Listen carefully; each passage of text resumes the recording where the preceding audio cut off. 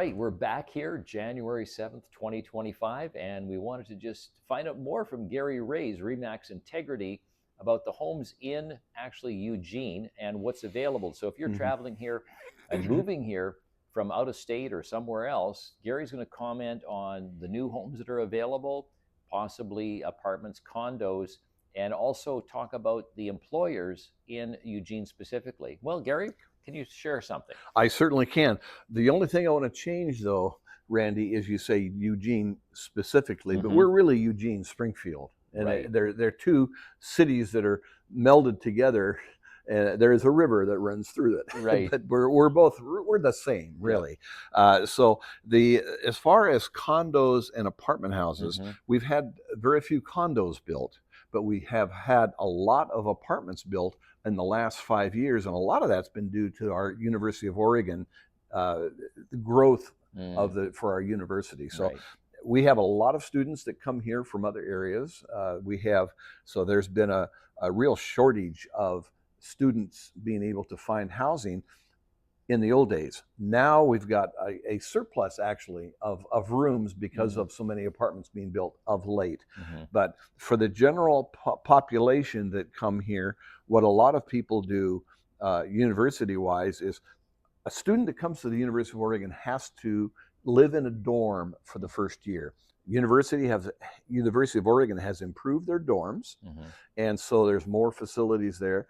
But they also have the ability to move in away after the first year. What a lot of smart buyers do that have children, young adults going to the university, they will purchase a home for their student to live in while they're at the university, rent out spaces to other university students. That covers the mortgage. And then the son or daughter of the owner really doesn't have anything to pay. So that's worked out quite nicely. And when they graduate, of course, they then sell the home at a profit. So it's been a win-win for them. So there's been a lot of turnover housing-wise simply because of university pressures to house their students. For the normal person who does not have students, there's still a lot of new construction. When I say a lot, there are some construction for new homes that are going on that is attractive.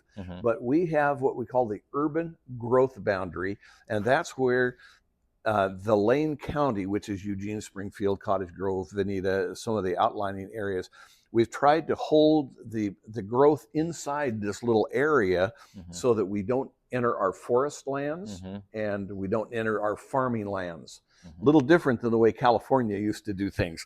So we have a confined amount of area where we can build. So there's not townhouses and huge amounts of new construction, but there is new construction. So if that's something of interest to people coming to our area, we have that ability to provide that. But it's just not in the amounts that maybe some other cities have. Right. So what about if I want to add either a suite or something on, like a separate building? Can I do that on?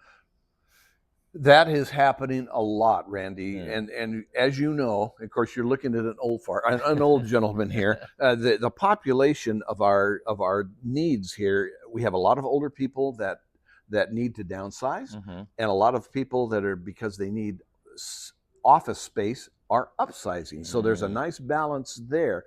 But there's also multi-generational needs as well. The mother who has lost her husband is by herself. That's a great opportunity for people with homes to be able to include their parent. And the way to do that is either an addition to the home, or you can do it what they call an ADU, an auxiliary dwelling unit. And that is now legal. And so they're about 700-800 square feet. And the mother or father can live separately and still be part of the family.